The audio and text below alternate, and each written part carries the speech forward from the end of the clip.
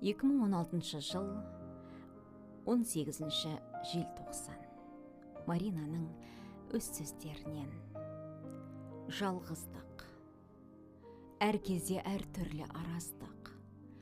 Жетсем дейсің, көрсем дейсің, бірақ жете алмасаң кей кезде жеңілсем дейсің. Бақытты қалайсың, болсам, толсам дейсің, бірақ тағы да құлайсың.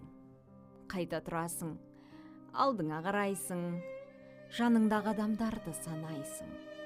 Қолыңды сілтейсің, көп үміт күтесің, бірде білесің, бірде білмейсің. Кінәсізбін дейсің, кінәліні іздейсің, бірақ айналып кеп кінәлі өзің дейсің. Неге? Тағдыр ма? Қанша жақсылыққа тырыссаң да, жерге қарай тартатын